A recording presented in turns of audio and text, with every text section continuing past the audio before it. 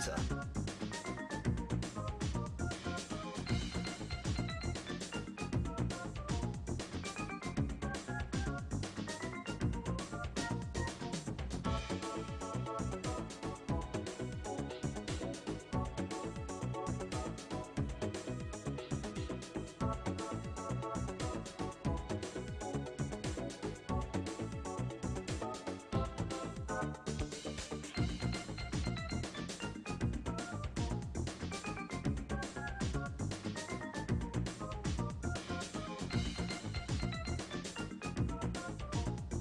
What happened?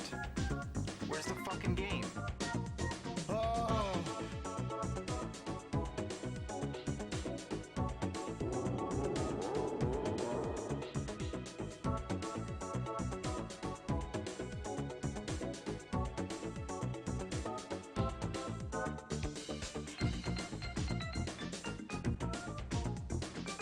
Just watching my algorithms get crushed.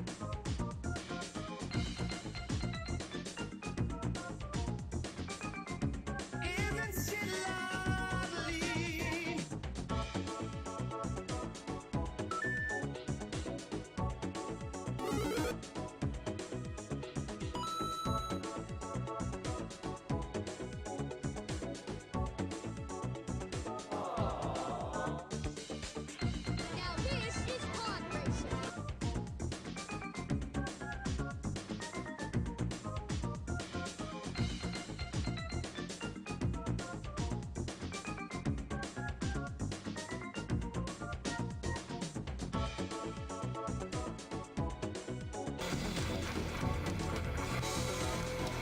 Coming. Maybe our entire team needs to be executed after tonight.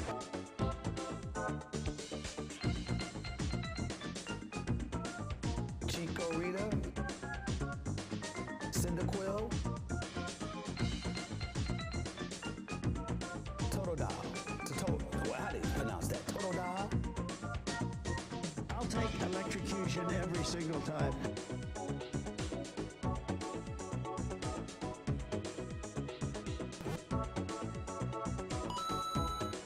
All right, let's wet our whistles. Just so disappointing. This is such a special night for so many developers.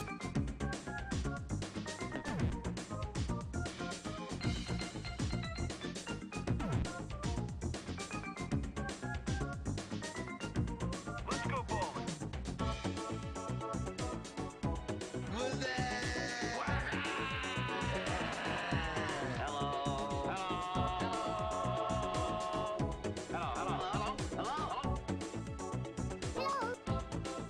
Parvinator.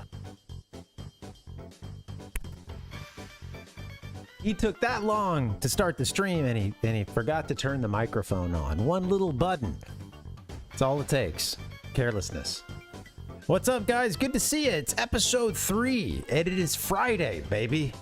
I am America's #1 online video game personality, Ben the Parvinator Parvin, here at your service. Thanks for coming through. Welcome, and happy Friday, guys. This is Parvination episode 3. The Parvination podcast, Parvcast. I'm liking the ring of that one lately. I'm just hesitant, you know. I'm gonna stick with something for the same name for at least a few episodes, and then we'll evolve it. But yeah, it's episode 3, and thank you guys for coming through. Been a crazy week for me. Hope you've had a good one. Sorry I'm running late, but I just wanted to get this episode in this weekend, and yeah, it takes a while. You know, it takes a while to get all the good stuff, and at a certain point, man, I can't go in with a half-assed show. I mean, I already do that anyway. It's already half-assed.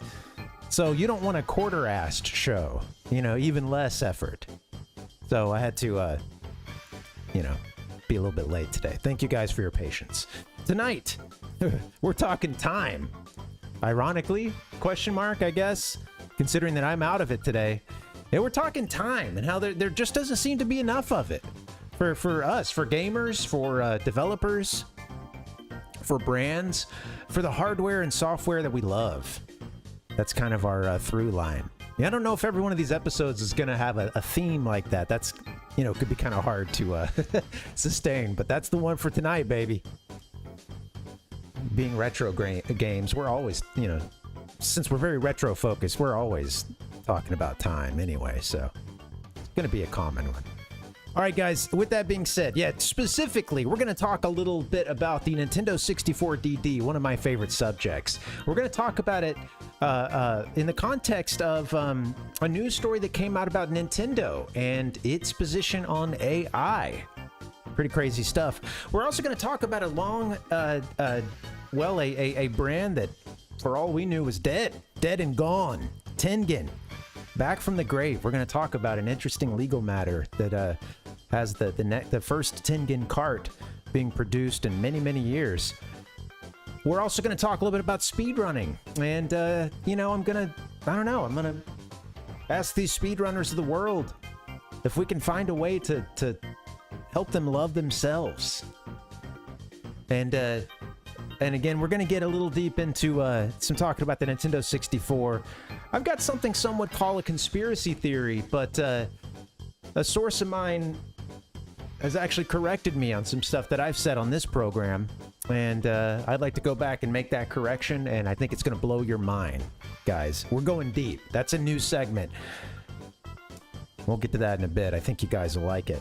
Like, it's hard to preview. I don't know what all to say. I don't want to give it all away. All right, guys, let's do it. Come on, gamers. Let's start by seeing what's the discourse down on the hive mind. What are they saying on Reddit?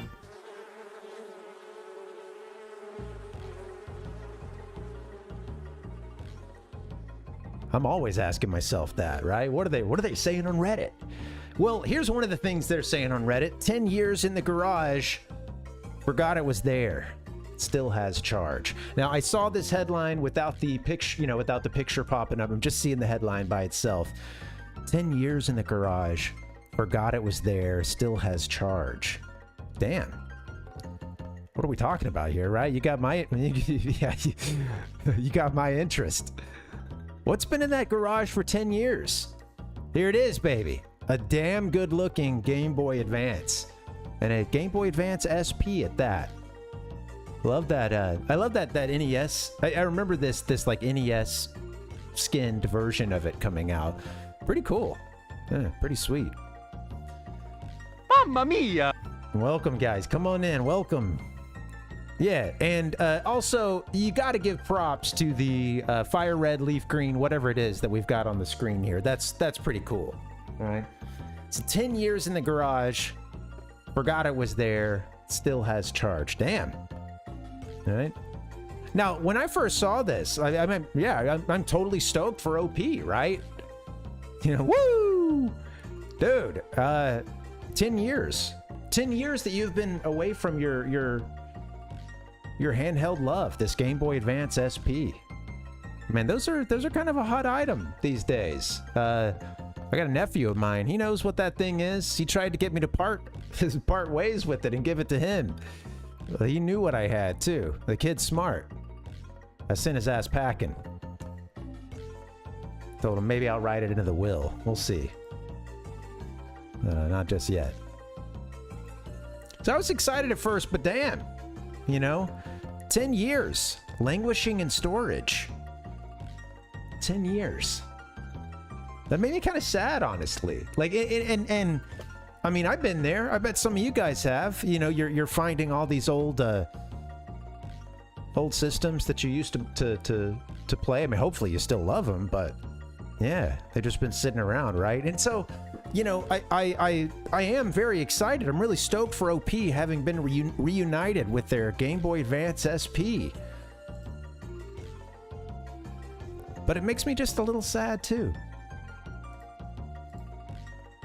Sitting around in storage, just waiting for a friend. Probably thinking to itself, I'm sure he'll be back soon, right?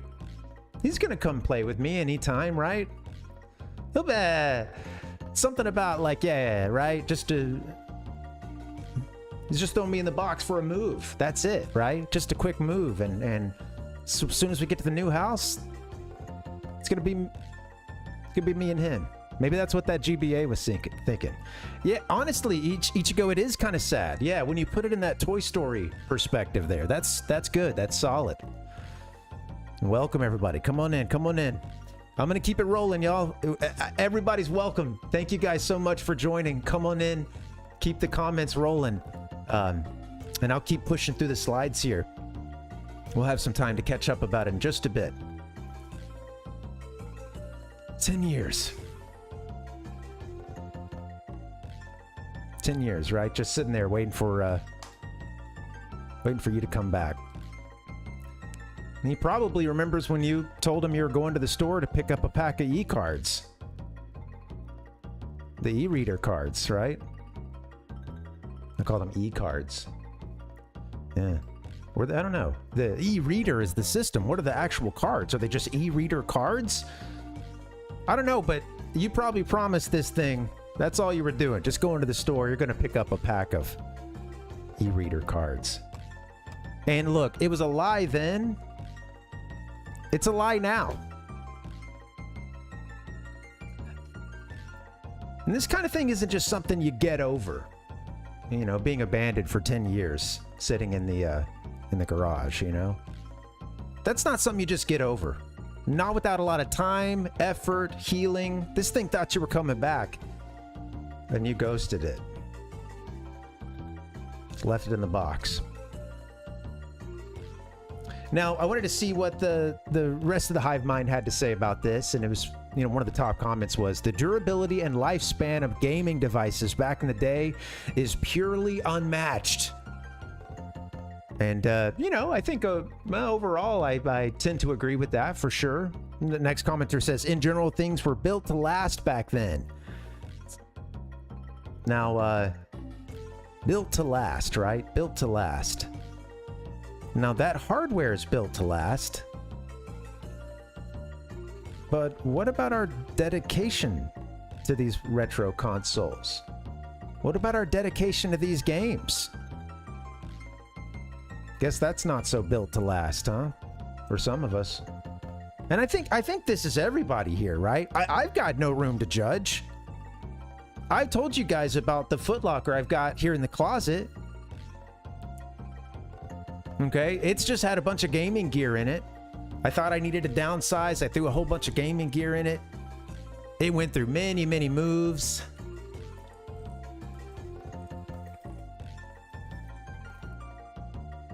Only to have all that shit just sitting there. I didn't go in and pull it out every move. Sometimes it even sat there the whole time we were in that apartment, you know? So, I mean, I can't judge right here. I've got no room to judge them. But maybe it's not time to judge. Maybe we need to flip this around and make a positive out of this, right? Maybe it's time to do the right thing.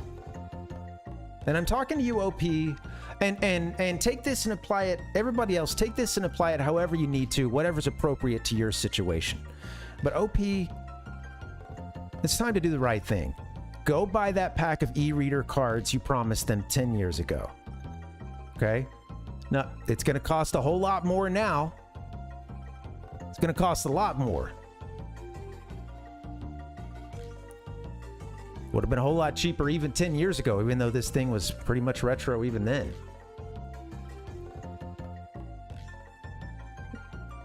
And honestly, these prices I'm seeing here on the screen, this kind of seems like some of the cheaper ones, you know? But can you really afford to wait another 10 years? And not just money-wise. Now, this next image here is going to be a little disturbing.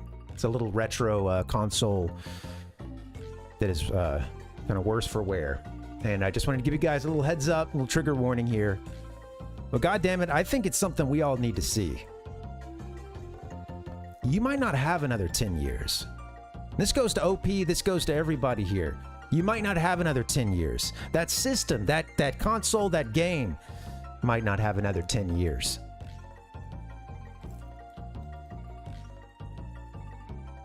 Can you afford to wait? Can you afford to wait? So I don't know, guys. I'm gonna take a positive from this. And OP, we love you here, right? We're not trying to tear you down. It's just you got me thinking about all this, right? You planted the seed in my head, and it got me thinking. I got to change something for my own life, and I can only speak for myself here. But guys, do this with me if you will. All right? If you got a system in storage, get it out of that storage, folks. Give it a big hug. Go buy something for it. Have some fun. Go buy it a new game. Get a silly little peripheral. Right? Something you might not have even wanted that much back in the day, or maybe you couldn't afford it. Mom said no. You already had your birthday present. Buy that thing something silly. A fun peripheral. Get it a new game. Maybe an EverDrive to back up all your old loves. Speaking of time. Tell that thing you love it.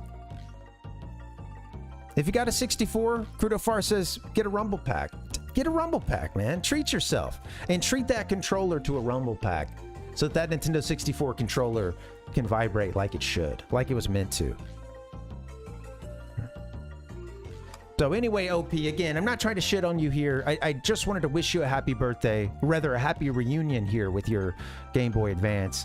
And I want to thank you for inspiring us to cherish the time that we spend with the ones that we love. These games and consoles of yesteryear. Time is of the essence, folks. It's of the essence. Ichigo says, eBay says we're pretty dedicated. Yeah, that's the thing, man. Around here, I know I'm preaching to the choir. And I know sometimes I sound angry when I'm doing it, but you guys are on the up and up.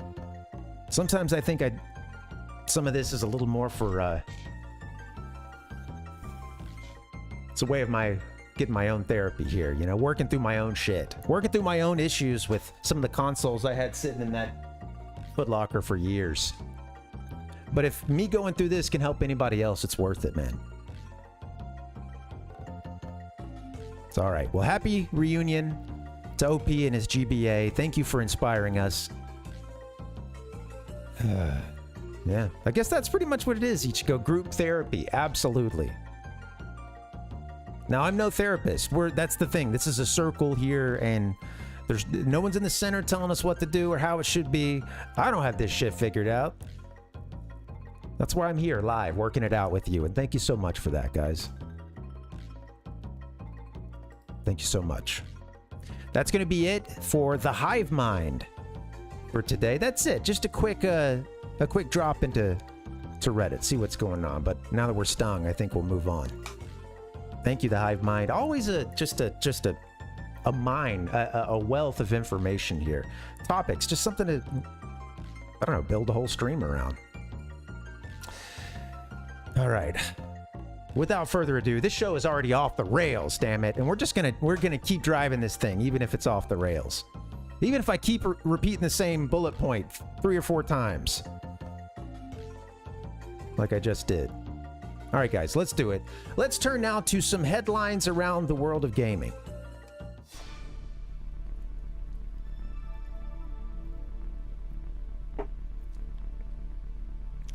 All right, guys, I am really excited to talk to you guys about some news I just heard a couple days ago, and that is a brand that is back from the dead, TENGEN. Or TENGEN? You know, I've never heard the thing pronounced, I gotta be honest. We're going with TENGEN. Random. Homebrew dev acquires TENGEN brand, launches unlicensed NES game. This was an article coming from Nintendo Life. Thankfully, they linked to the website that was going to be sharing a little more information about this. But yeah, thanks to Nintendo Life for this. The article starts with this paragraph here. Remember TENGEN? I do. I think many of you do probably as well. From 1987 to 94, it was a subsidiary of Atari Games focused on creating unlicensed titles for the NES by attempting to circumvent Nintendo's licensee restrictions.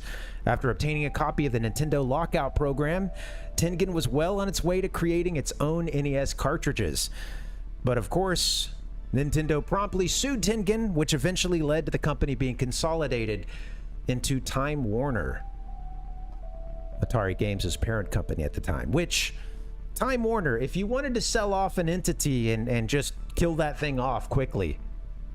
Honestly, like, Time Warner, that's a great place to go. It's a great place to send a brand to die.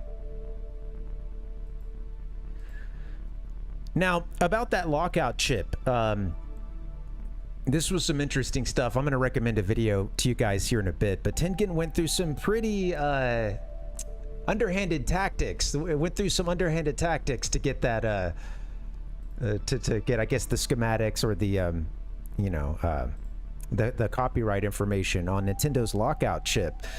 They told the Copyright Office that they were building a lawsuit against Nintendo, and they needed that evidence. And, well, then they just, since they couldn't reverse engineer the lockout chip prior to that, they just did that and managed to basically steal the plans and have it for themselves.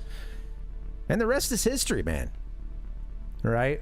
They made these really cool games, these interesting cartridges for games that were these black cartridges. I've got one for you I'll show in just a second. But yeah, you can see the boxes here. They often came in these pretty cool gold boxes as well. Even just the box was for its time, I think, pretty, you know, just sort of jumped off the shelf, right? I've had some credits here for these pictures are found on Reddit and elsewhere. This one was Atari Age. Yeah, here's all the carts. They actually had 3 licensed games, Tengen did. Tetris, Pac-Man, and Gauntlet. Those 3 that are up at the top. Was that correct? I think, yeah, I think it was, yeah, Pac-Man, Gauntlet, and, well, shit, now I've lost my note. I can't find it. But there were 3 licensed games.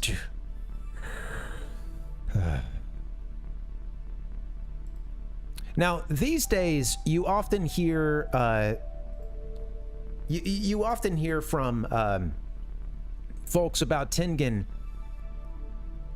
Like, if I'm hearing anything related to Tengen prior to this news announcement, it's usually from a person who owns the copy of Tengen's version of Tetris, and they won't shut the hell up about how it's like their favorite, their absolute favorite version of Tetris, and the best version of Tetris on the NES. Now, if you're one of those folks, I love you. I'm sure it's great, but damn. Yeah. Do you remember these, Crudo Far? Did you ever see any of these down in Brazil? Any of these, it was, many of them were unlicensed, these black cart designs that were going to be for the NES. And they were sold here in the US for a while, until, of course, until Nintendo shut it down. Yeah. It reminds me of some of the Atari cards. Yeah. At least the color. Now, if you want to learn more about this, Gaming Historian had a really great documentary on this. Got to check it out. I love Gaming Historian. Good stuff. This is required viewing for Parvination if you want to learn more about Tengen. And honestly, this is a courtroom drama between, you know, the lawsuit between them and Nintendo. This stuff is way more compelling than, I don't know, whatever the hell this is.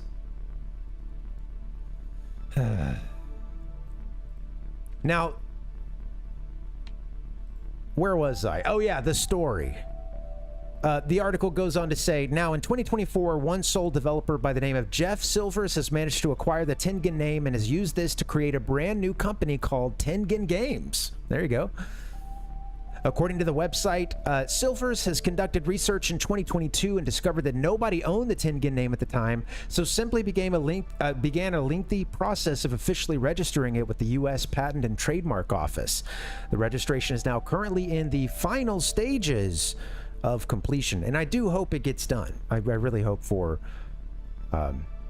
Jeff here that it gets done. Now, as it turns out, this new owner of Tengen, I think the reason why all this is being announced right now is because they're putting out an 8-bit game for the NES, Famicom, and Windows.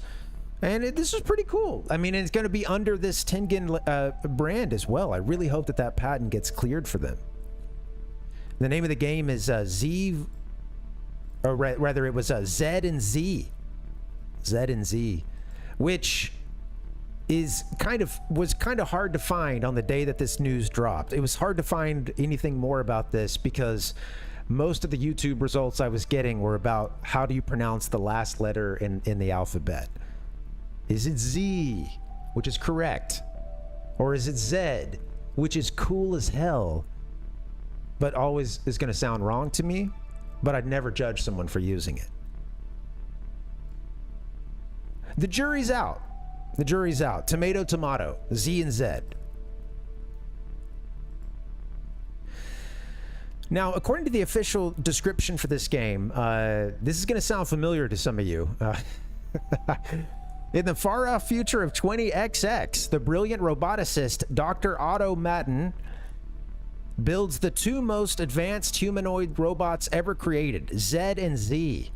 But when they learn that their purpose is to lead Matten's army of superbots to world domination, they rebel against their creator and his sinister ambitions.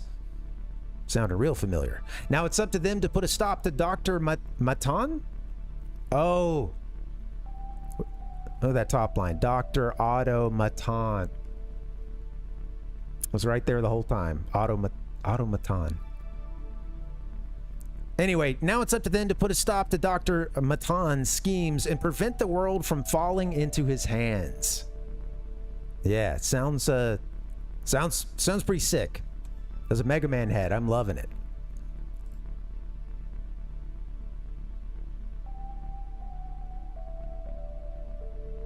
Sorry, I muted the wrong thing. Now, if you'd like to watch a little bit of this, well, let me mute the correct thing, and let's play the video. Let's watch the trailer.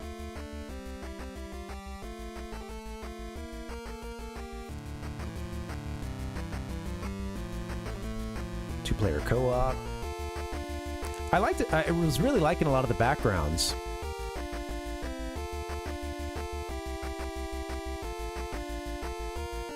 Skipping around a bit. It's kind of a long trailer.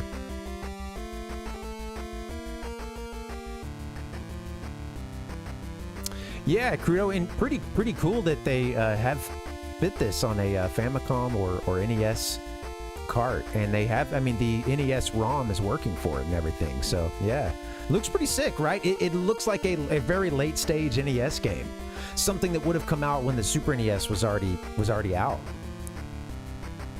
Yeah, it looks pretty sweet. You know, the platforming and stuff. You know, it looks a little loose. I think. I don't know. It looks super fun.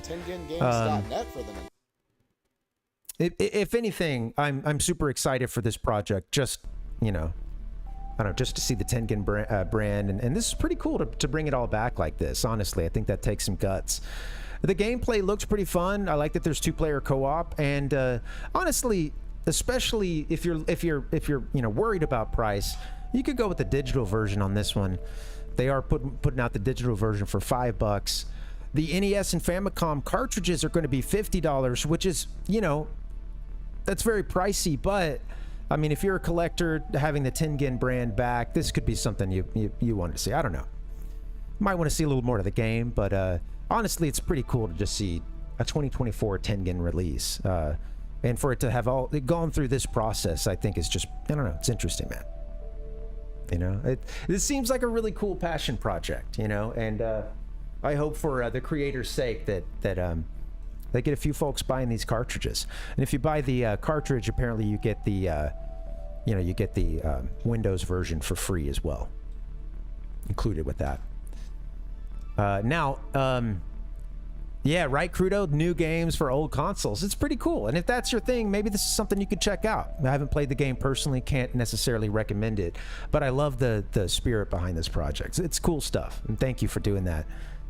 Now, honestly, I am a little bit worried. I can't help but imagine that Nintendo's lawyers are probably licking their chops right now. Tengen's back, you know, like... They're going to look for the old lawsuit right now to see if they can shut this down. But honestly, good luck. Yeah, good luck to Tengen Games and your future endeavors. We'll be keeping an eye on how all this rolls out. And yeah, it's just cool to see the revival of an old brand, and one that was kind of for a time synonymous with piracy. And for this to come back officially, I really hope it can happen. It'd be pretty cool. Yeah. Well, we're going to move on now to our top headline of the night, and this is a story you're going to want to buckle in for. All right, top headline of the night. Got to get rid of the old headline first. And this one is about AI. Okay? Love it, hate it. It's a hot issue right now. Very hot issue. And we're going to talk about this article I saw from Tweaktown. Nintendo won't use generative AI in its first-party games. All right. Now, first off, it's interesting in and of itself that Nintendo has done what you're going to see here in a bit, which is pretty much a direct denial of basically like a just rejection of using AI. It's pretty direct. We'll get to the official quote in a little bit, but a lot of companies tend to just really kind of, I don't know, like I don't know, they try to speak around this issue. They don't want to often confirm that they are using AI, just because in this day and age that's a bad look to many people. You guys know the issues with AI. I'm not going to get into some of that at this point. The article even covered some of that, but we're going to assume that those issues you're at least a little bit familiar with. Now, as we get into this article, you'll see how crazy it is for this just an outright rejection from Nintendo here. But also, look at the way that they start the article. Unlike competitors like Xbox, who are embracing artificial intelligence to help write in-game quests, in-game quests and dialogue in future games, Nintendo has no plans to use generative AI tech in its first-party titles. I like that it's the first paragraph. We're already naming names, right? Already putting Xbox on blast. Unlike competitors like Xbox. All right. As the game industry cuts thousands upon thousands of jobs. Well, here's your background right here. I thought I cut this out, but as the games industry cuts thousands upon thousands of jobs, publishers are looking for new ways to save on costs. AI is one potential solution. In theory, the technology may be able to speed up game development and potentially even replace positions through automated processes.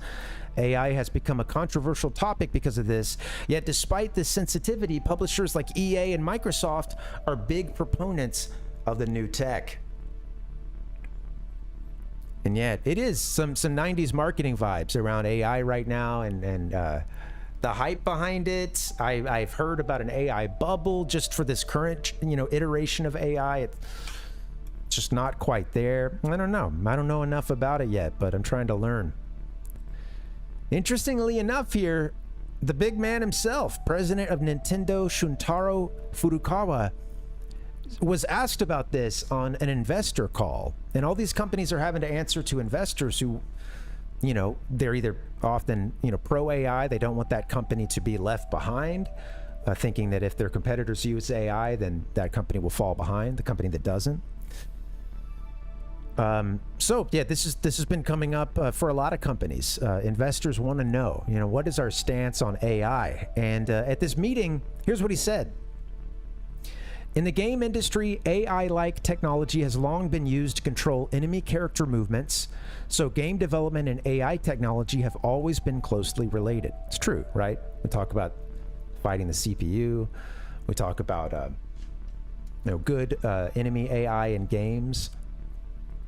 But generative AI, something different.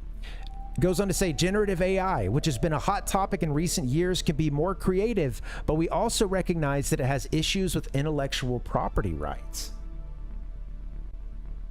And I think that's a very Nintendo move there, to mention the property rights, the IP, and something that Nintendo protects, as you guys know, very, very well. They take their IP very, very seriously. Then he drops the bomb on everybody. And he says, we have decades of know-how in creating optimal gaming experiences for our customers. And while we remain flexible in responding to technological developments, we hope to continue to deliver value that is unique to us and cannot be achieved through technology alone.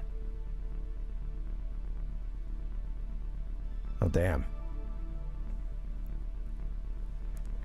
basically, I feel like this is a, I don't know, this is a pretty cool move here. He basically said, look, we already know how to make games that folks love. We know how to be creative.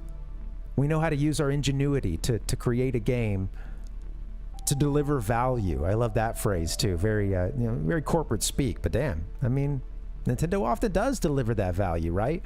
And they've made it this far without generative AI, so in their minds, why would they need it? That's not part of who Nintendo is.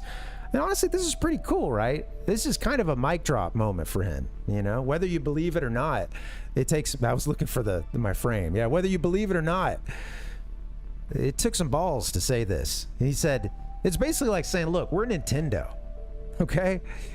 We've got the in factor. You can get in or get out.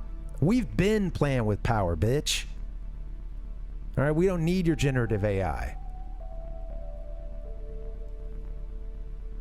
And then he just, again, dropped the mic on this this conference call here. So yeah, pretty cool. Now, this topic, I could have just ended it right here. And in fact, I meant to put some kind of transition slides here to this next topic. Ran out of time. Doesn't matter. We'll do it live.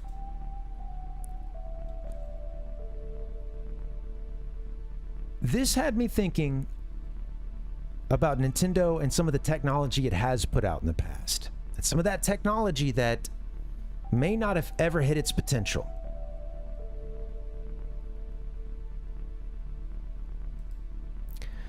You all know that I'm a fan of the 64DD. A huge fan.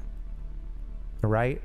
I mean, look at this thing. It's a Nintendo 64 with a disk drive attached to the bottom of it. It's beautiful. Okay? You guys know about the Nintendo 64DD, right? This connects, I promise. The Nintendo 64DD, it's a very curious story. This thing never made it out of Japan. Okay, this was a post here on Reddit. They claim to have the biggest Nintendo 64DD collection in the US. It wasn't sold anywhere outside of Japan.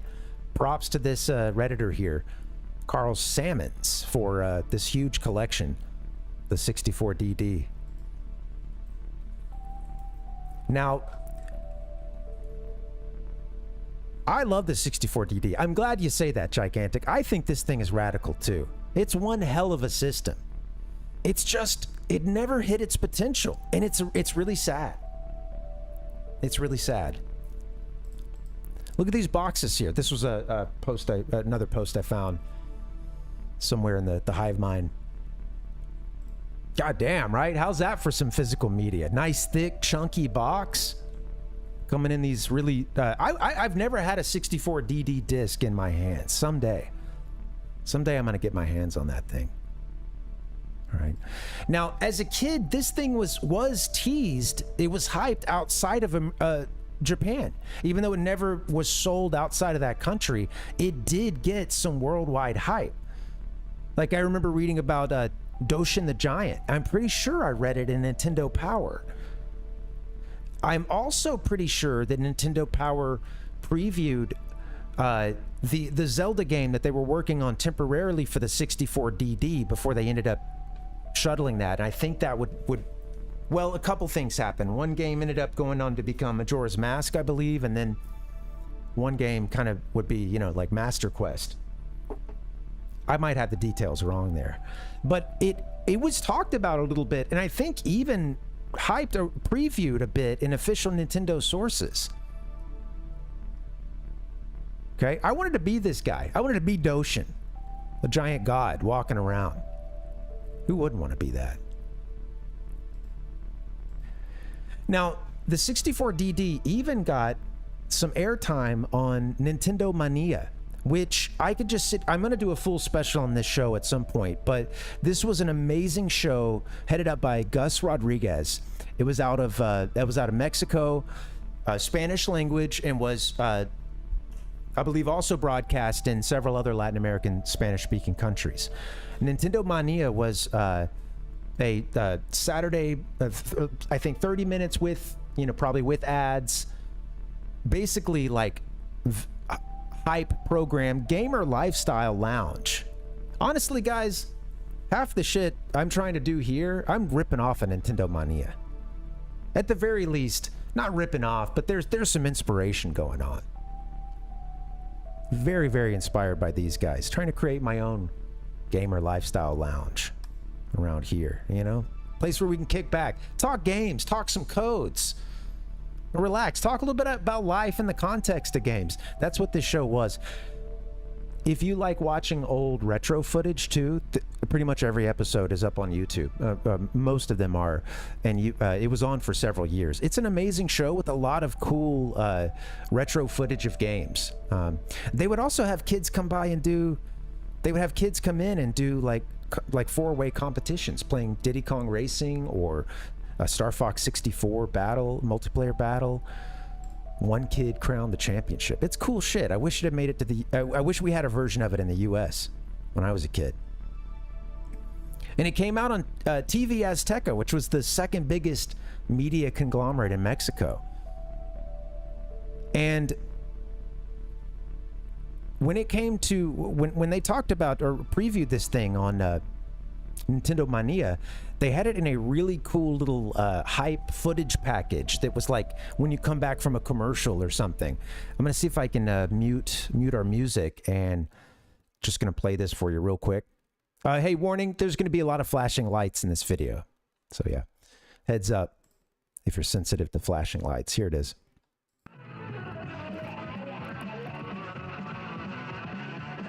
You can see change the system. Yeah, like I said, this is like them going or coming back from a commercial. We're back. Okay, we're out of the 64DD, but this is the kind of stuff you get, and this is just them coming back from a commercial. Is this not rad as hell? Okay. Now, I want to see the 64DD stuff at the very beginning, just because it blows my mind.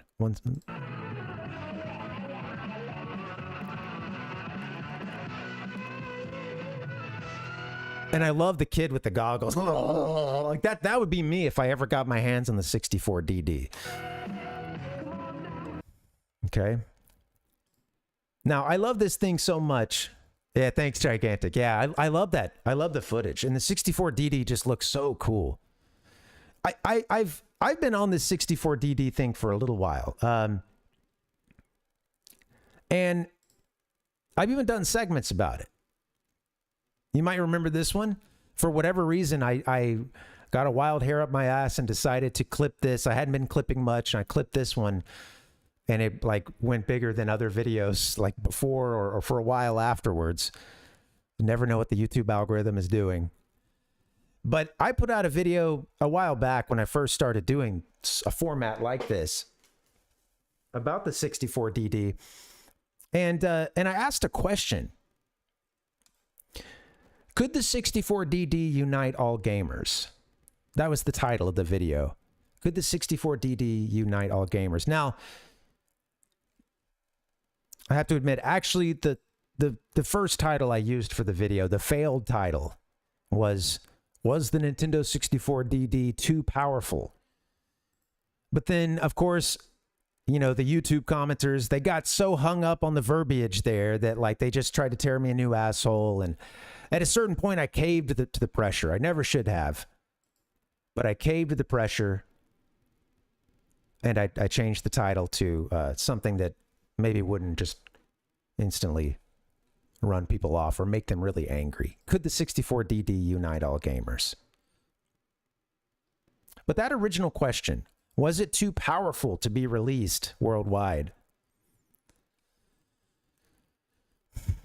I think up until this point, I've thought that was a fair question. The wasted potential of 64DD, and I think some of it is that we didn't get some of these details. You know, it was this thing that was off in Japan, it was coming to us, and it never made it. But I always thought about the wasted potential. This thing could have been powerful enough to unite gamers around the world, all fighting under Nintendo's banner, like in this old Mario ad here. But we'll never know. They got killed off in the cradle. Why? Why was this thing pretty much set up to fail at a certain point? It could have been a beautiful world, gigantic, absolutely. But someone or some entity sabotaged the Nintendo 64 DD, even before it was released in Japan. They delayed the thing until it was honestly too late. It didn't even make financial sense for them to release it at that point with their original intentions of apparently, you know, trying to save some money on cartridge space. Being able to have also a disc that would be able to store a whole bunch of stuff. By the time this thing launched, it was dead on arrival. So it came out late. It got delayed, right? It got delayed. Even just the Japanese launch. This was going to be a big part of Nintendo's of that generation and getting this thing out worldwide. But it got delayed. It didn't even make it out in Japan nearly around the time they originally wanted it. And by the time it launched, the thing was dead. By the time it came out, the thing was, well, it didn't come out very strong. And within a couple of years, it was not supported. And of course, it never sold outside of Japan. And it was called a failure.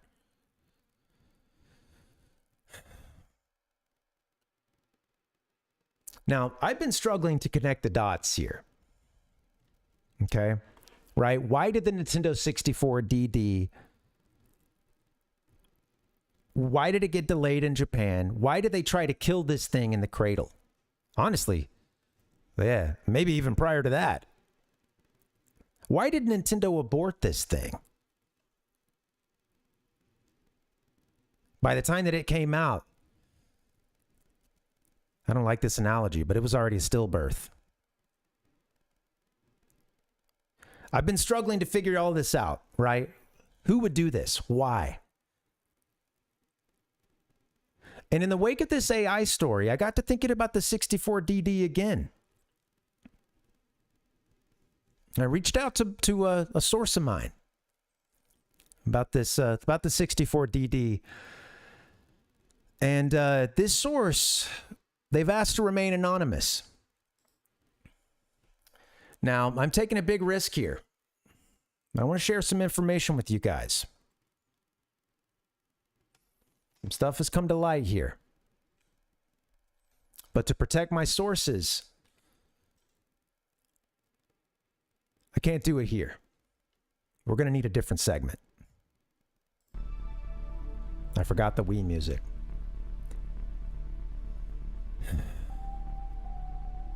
We're going to need a different segment.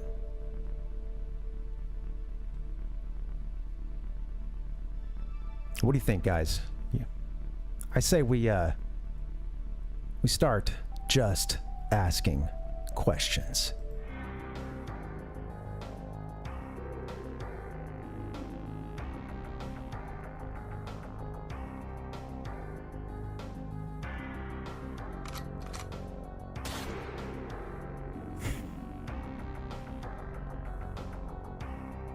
You know what? I'm gonna take a little style cue from my source here.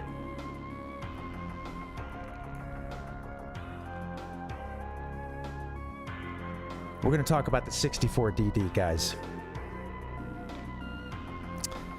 I got a communication from my source when I reached out about the DD, the disk drive, the 64 disk drive, and why it never came out. And I got this reply. Parv, you've got it all wrong, as usual. Now, this source, they're always a little rude, I'm gonna be honest. I don't think this person sees the light of day that often. They don't seem like much of a people person. But damn, is their information good. And my source tells me I'm barking up the wrong tree. You see, I've been thinking it was some shadowy organization that must have killed off the 64 DD. The Masons, the Illuminati.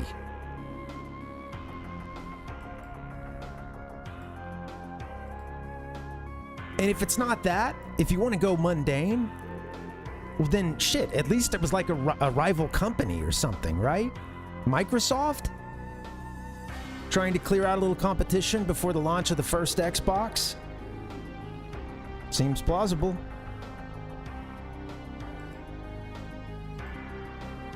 Maybe Sony. You know, maybe they still held a grudge over that whole Nintendo-Sony failed partnership. The one that was supposed to give us that prototype PlayStation that we always see. The Nintendo-Sony PlayStation. Nintendo ditched them for Panasonic. And I don't know, man. Maybe Sony held that grudge. Sony went on to launch the PlayStation. But maybe they didn't want maybe they wanted to kill off the 64DD before the next gen console war could even get kicked off. But guys, I didn't see this coming. I didn't see this coming at all. According to my source, the entity that killed off the Nintendo 64DD was Nintendo themselves. I know it's fucking crazy. As I say it, I feel like a crazy man. I couldn't believe it myself. I couldn't believe it. But my source, they're never wrong on this kind of stuff. They've proven that they're accurate. As it turns out, Nintendo was doing us a favor by killing off the Nintendo 64DD. Doing us a favor. You see, during early development, they ran into some issues with the 64DD. Quickly on, this system proved what it was. And they learned what this machine was capable of. And honestly, some scary shit. One afternoon, their prototype 64DD began to write its own code. Started to write its own code, folks. Not good. And according to my source, it even locked the workstation of none other than Shigeru Miyamoto. Locked out of Windows. And he was pissed too. Couldn't get any work done for 3 days. They knew this thing needed to be shut down, and it needed to be shut down quick. You know why this thing was so dangerous? My source reminded me that the Nintendo 64DD had a modem. Like a modem cartridge. This thing looks awesome. But the devs knew that if this thing ever made it to market in its current state, it would start replicating that code onto every device connected to the internet. You guys know what that means. The singularity. If this thing got hooked up to the internet in that state it was in during early development, it would have been game over for humanity. The robots win. The ultimate CPU match. We would have met our match. That would have been it. And according to my source, Nintendo saw this coming. They foresaw the rise of the machines. And Miyamoto-san ordered the team to stop the AI apocalypse by any means necessary. He's not taking the blame for the fall of mankind. He's not going to be the one that's responsible for that. So we pulled him into this office, and he had a come to Jesus meeting with his devs, and he said, sabotage this thing. Get it out of here. Right? Do whatever you can to gum up the works. Make sure this thing can't reach its full potential. I want it out late, and I want this thing out shitty. It launched late, and it landed with barely a whimper. And us here in the West are wondering, where's our 64DD? What happened? The thing flopped. After Miyamoto's orders, when they finally finished this thing, it was a commercial failure. 15,000 total units sold, never released outside of Japan. It flopped, and the shareholders were pissed. We've been talking about this 64DD for months. But Nintendo knew they were doing the right thing. They just couldn't say it at that time. And that brings us to the present day. And that article from Tweaktown about Nintendo refusing to use, an adamant refusal to use generative AI in its first-party games. Now, why are they so adamant in that refusal? They've been here before. Nobody knows better than Nintendo the danger that this poses. Nintendo already created something that could have got out of control. Okay? And they know better than any of us, better than any of these other game companies, the shitstorm that we avoided. And they're not going to let it happen again. At least not under their watch. Not with their intellectual property. Look at this. Look at this abomination on the screen here.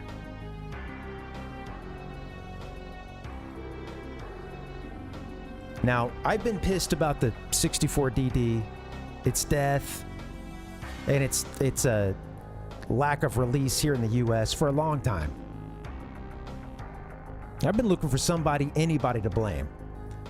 But I couldn't have seen this coming. And honestly, good on Nintendo. Good on you, Nintendo. Because if my source is correct, and he always is, you guys saved us.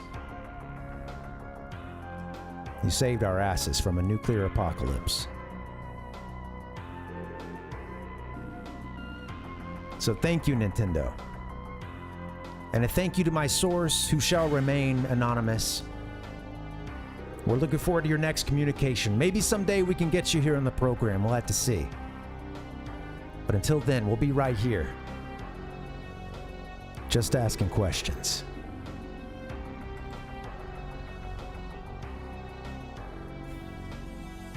Now, all right, with all that being said,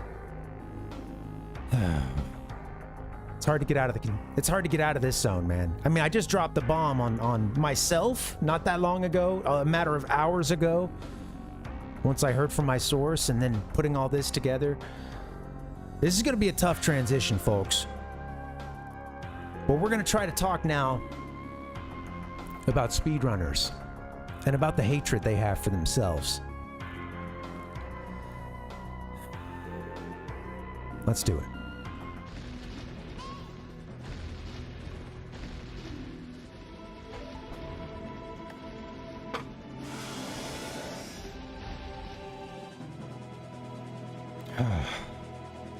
All right, guys, we're going to talk about a story here. This is our last segment, last story of the day. Oh, I'm sweating it up, man.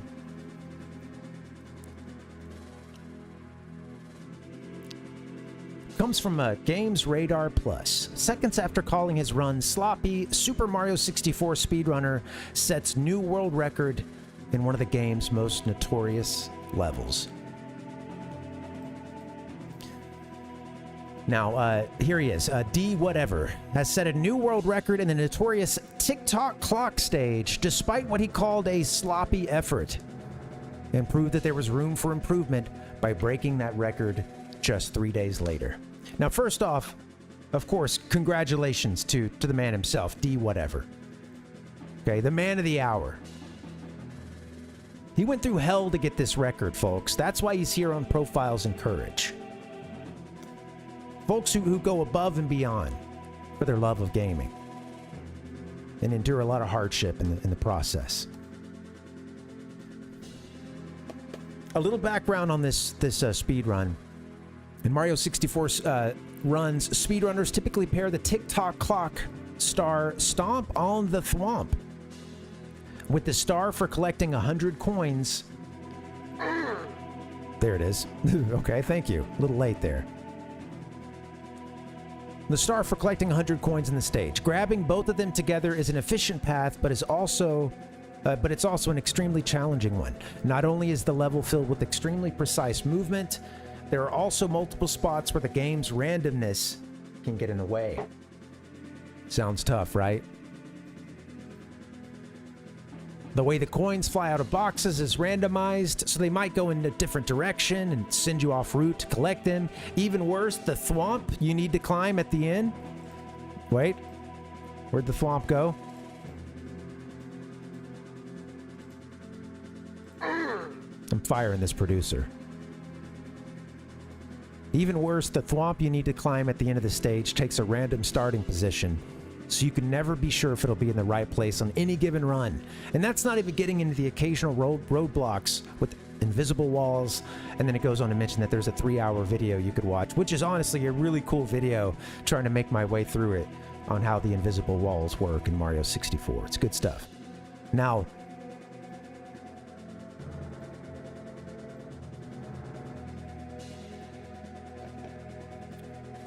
the big moment of this speedrun is when, second sentence here, he grabs the 100 coin star and says, I don't know, it was overall pretty sloppy.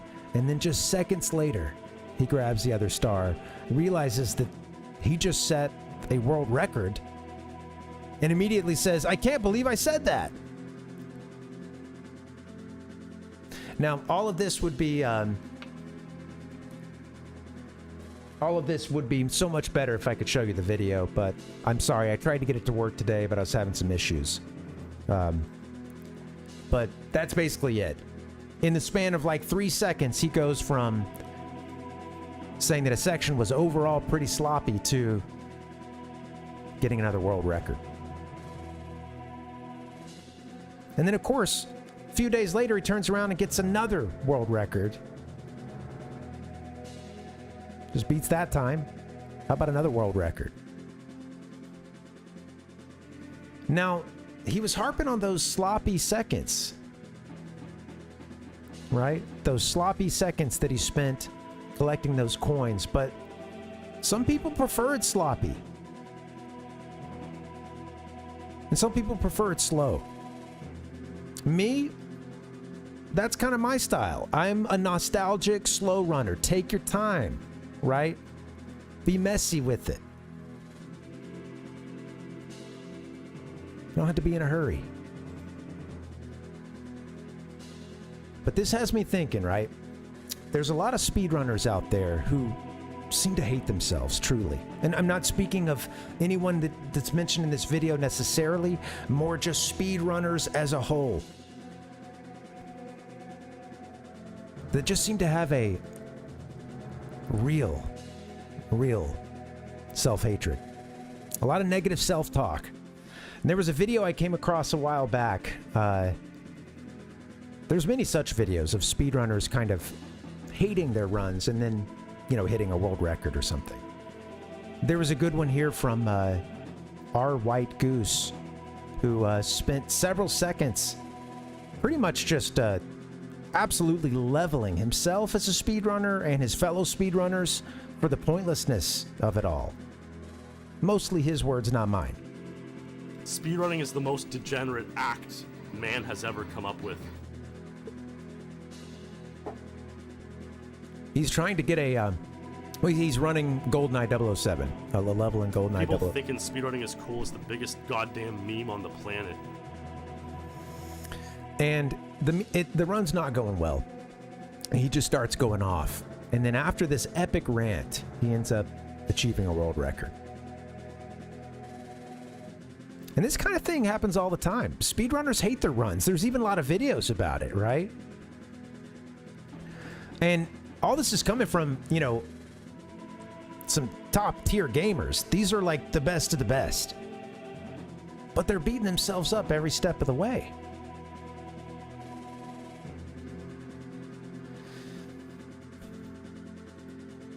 Now look, I don't love speedrunning.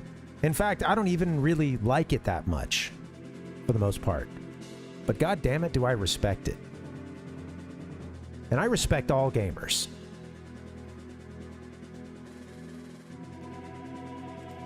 And I want you all to love and respect yourselves. You gotta be kind to yourselves, gamers. Be kind to yourselves. And that even includes you, speedrunners.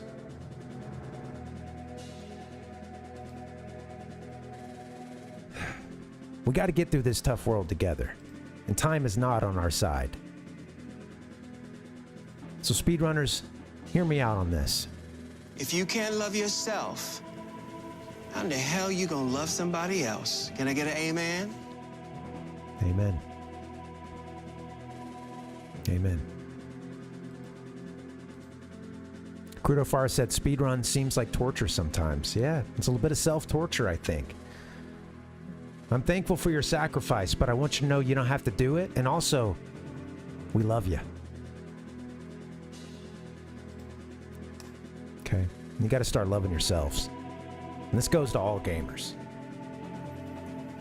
Don't beat yourself up, folks. Try to work on the negative self-talk. Because that's the only self you got.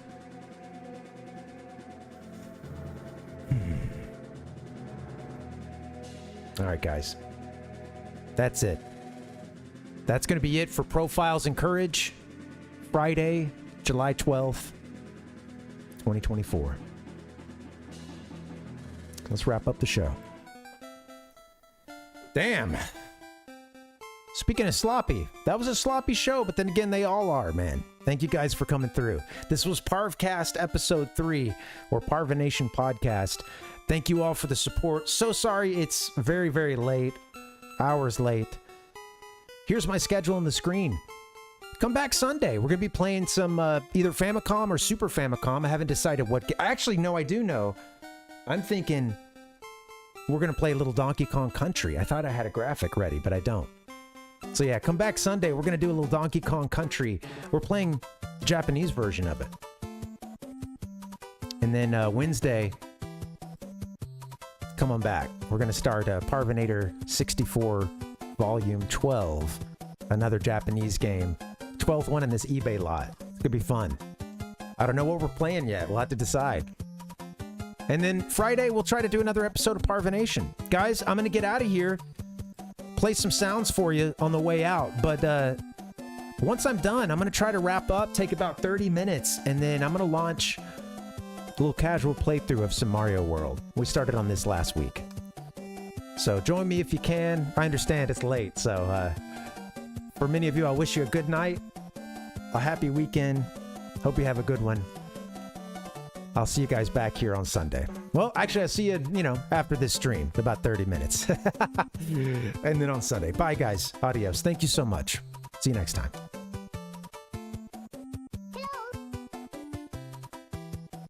The Parvinator. Pop this fucker in, turn this son of a bitch on, and play some Superman. Thank you! I speak from the brain.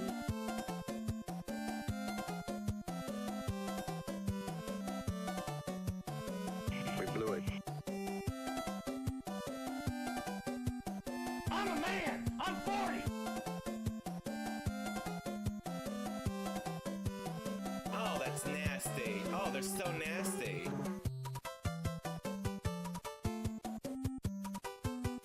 I'm gonna give it 55 straight.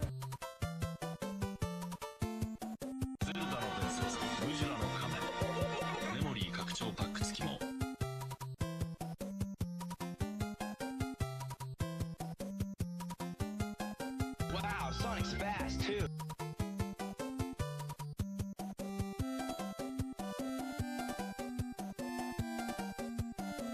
This is Nintendo DS.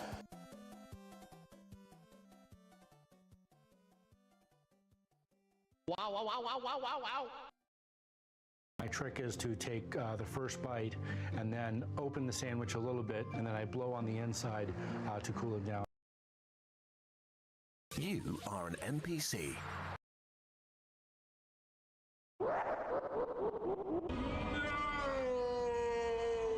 Maybe I can give you some spiritual advice as to what works for me.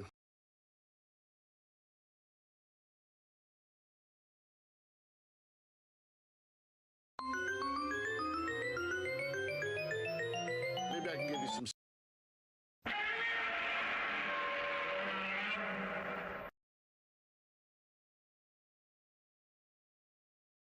You can stop at any point and reset your day. I'm a man. I'm 40. I bid you good night. Good night. Good night. Good night. Good night.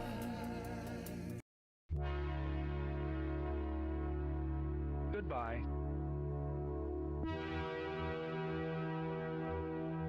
I don't know if that's good enough for you guys. The Parvinator. Parvinator.